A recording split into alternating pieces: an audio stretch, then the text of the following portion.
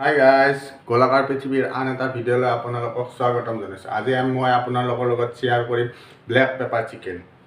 বলক ভিডিঅ'টো আৰম্ভ কৰোঁ আৰু চাই কেনেকা পায় আপোনালোকে জনাব আৰু ভাল লাগিলে আপোনালোকে বনাই খাব।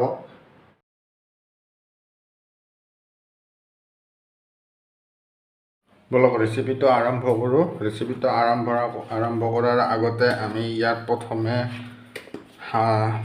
মাংসখিনি ভালদৰে ধুই লৈ তাত ফাৰ্ষ্ট আমি অলপ হালধি বেছিকৈ দিম।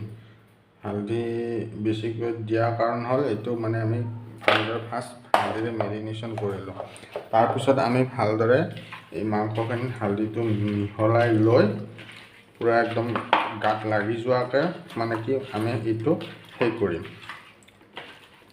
ভালদৰে সানি লৈ আমি ইয়াক 15 মিনিটমানৰ কাৰণে থৈ দিম। 15 মিনিট থৈ দিয়াৰ পিছত আমি এতিয়া আৰম্ভ কৰিম আমাৰ স্পেচিয়েল মছলাটো। স্পেচিয়েল মছলাটোৰ কাৰণে আমি ফাৰ্ষ্ট টাৱাখন গৰম কৰি লৈ তাত আমি গোটা জিৰা 2 চামুচ, ফাৰ্ষ্ট অলপ আমি ধুনীয়াকৈ অলপ ফ্ৰাই কৰিম।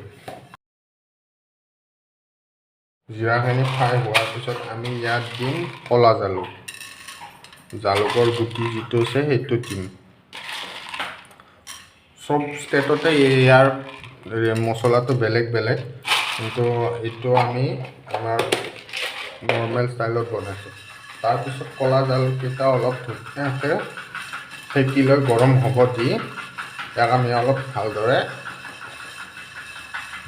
গৰম হৈ আমি কৰিম। ৰং চেঞ্জ নোহোৱালৈকে আমি ইয়াক অলপ ফ্ৰাই কৰিম। জিৰা আৰু জালুকৰ পৰা এটা ধুনীয়া গোন্ধ ওলাব। তাৰপিছত আমি এইটো তাত খুন্দি লৈ ইয়াৰ এটা মছলা বনাম। ঠাণ্ডা হোৱালৈকে আমি এতিয়া চিকেনখিনি চাম। চিকেনখিনি প্ৰায় হৈছে। এতিয়া আমি চিকেনটো ভালদৰে 2-3 বাৰ ধুই ল'ম। বলক মই ধুই লওঁ, তাৰপিছত আপোনালোকে দেখিব। এইখিনি চিকেন ধুই ল'লোঁ। ধুই লৈ ইয়াত আমি কালাৰৰ কাৰণে এইটো কাশ্মীৰী মিৰ্চ অলপ, তাৰপিছত আদা নহৰু,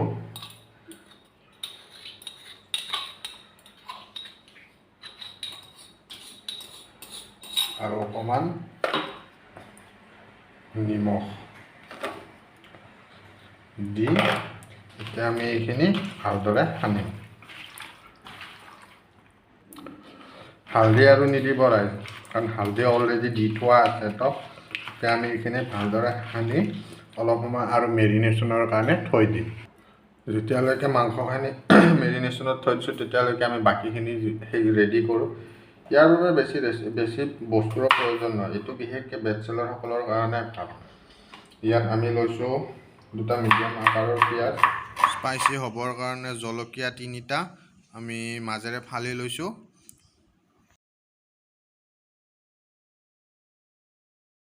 আৰু নহৰু 10-12 খিলামান লৈ লৈছোঁ।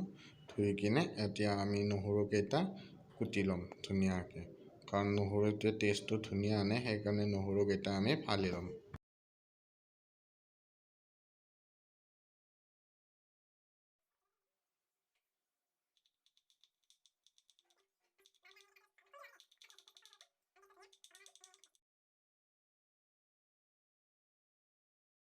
এতিয়া পানখন গৰম হ'বলৈ দি তাত 2 চামুচ মিঠাতেল দি গৰম হ'বলৈ দিম। তেলটো ধুনীয়া গৰম হৈছে। গৰম হোৱাৰ পিছত আমি ইয়াত দিম, আমি যে ব্যৱহাৰ কৰিছিলোঁ ফাৰ্ষ্ট এই জিৰা আৰু ক'লা জালুক, সেইটো 2টা অলপ এনেই আমি অলপ দি দিম। এয়া চাওক, কাৰণ এইটো অলপ যেতিয়া দাঁতত লাগিব ন, খাৰা তেতিয়া খাই ভাল লাগিব। এইটো দিছোঁ। তাৰপিছত ইয়াত দিম আমি কাটি থোৱা নহৰুখিনি,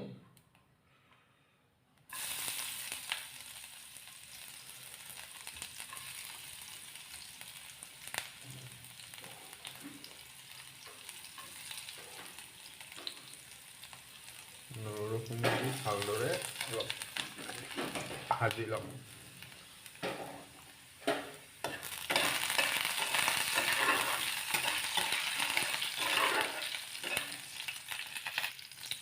নহৰুখিনি যেতিয়া ৰংচোৱা হৈ যাব তেতিয়া তাত আমি ইয়াত পিঁয়াজখিনি ইয়াত ধুনীয়াকৈ দি দিম।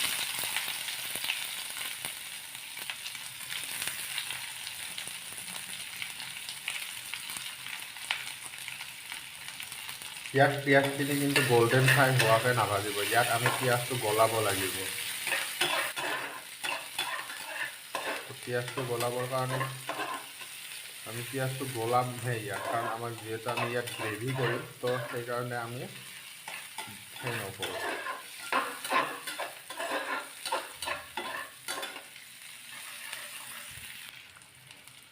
পিঁয়াজখিনি গ্ৰেভি কৰিব সহজ উপায় হ'ল তাত আমি ইয়াত অকণমান নিমখ দি দিম।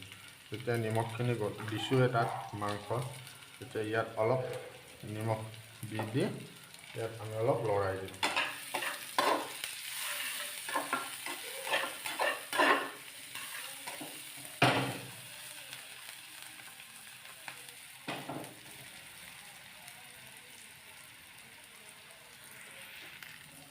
পিঁয়াজখিনি প্ৰায় গলিছে, এতিয়া আমি ইয়াত মাংসখিনি দি দিম।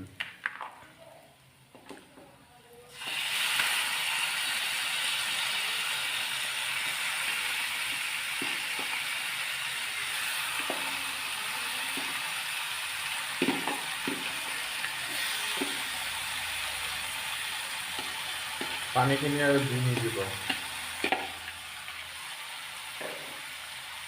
আমি এতিয়া ভালদৰে লৰাম।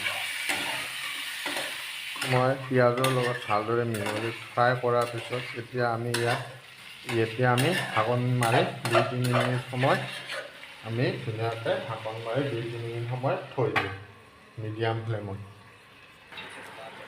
2 মিনিট পিছত এয়া চাওক মাংসৰ কালাৰটো চেঞ্জ হৈছে। এতিয়া আমি ইয়াত দিম কেঁচা জলকীয়াকেইটা দি আমি অলপ লৰাই দিম।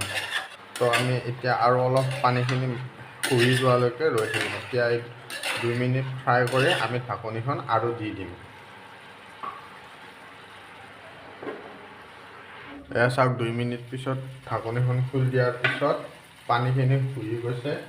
এতিয়া আমি অলপ লৰাই দিম। ধুনীয়াকৈ লৰাই দিম। চাওক মাংসৰ কালাৰটো চেঞ্জ হৈছে।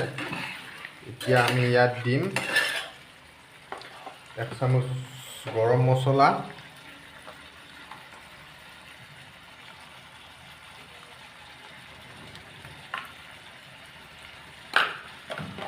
আমি যে থৈ দিছিলোঁ মছলাখিনি গুড়ি কৰিছিলোঁ যে সেইখিনি তাত ইয়াৰ আধা দিম, আধাটো পিছত দিম। এতিয়া ধুনীয়াকৈ লৰাই দিম যাতে মছলাখিনি মাংসৰ লগত ধুনীয়াকৈ মিহলি হৈ যায়।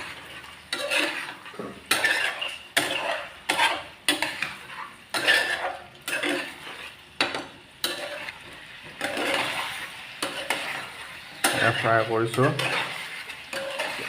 ফ্ৰাই কৰি এতিয়া দিম আমি ইয়াত পানী মানে ঠাণ্ডা পানী নিদিব, গৰম পানী আমি আধা কাপ দিম, যিহেতু মাংসখিনিৰ লগত মিহলি হৈ যাওক গোটেইখিনি। সেইকাৰণে পানীখিনি দি আমি ধুনীয়াকৈ ঢাকনি মাৰি 10 মিনিটমানৰ কাৰণে থৈ দিম। অলপ 10 মিনিট পিছত লগ পাম।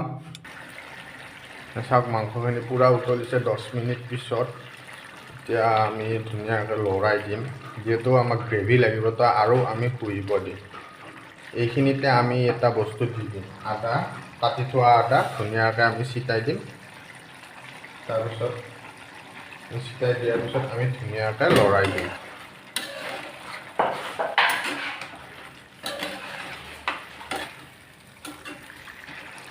তাৰপিছত আমি দিম এই থৈ দিয়াখিনি মছলাখিনি দি এতিয়া লৰাই দিম। অলপ মানে কি পানীখিনি শুহি যোৱাত সহায় কৰিব। তো এনেকৈ লৰাই দিম আৰু 2 মিনিটমান সময় আমি উতলিব দি ধুনীয়াকৈ, তাৰপিছত আমি হৈ গৈছে। এয়া 2 মিনিট পিছত চাওক পূৰা ধুনীয়া হৈ গৈছে, কালাৰো ধুনীয়া আহিছে। এতিয়া ঠাণ্ডা হ'ব দি আজিলৈকে এইখিনিয়ে ৰেচিপিটো চাই কেনেকুৱা পালে জনাব আৰু আপোনালোকে বনাই খাব ভাল পালে লাইক শ্বেয়াৰ আৰু ছাবস্ক্ৰাইব কৰি দিব নমস্কাৰ জয় আই অসম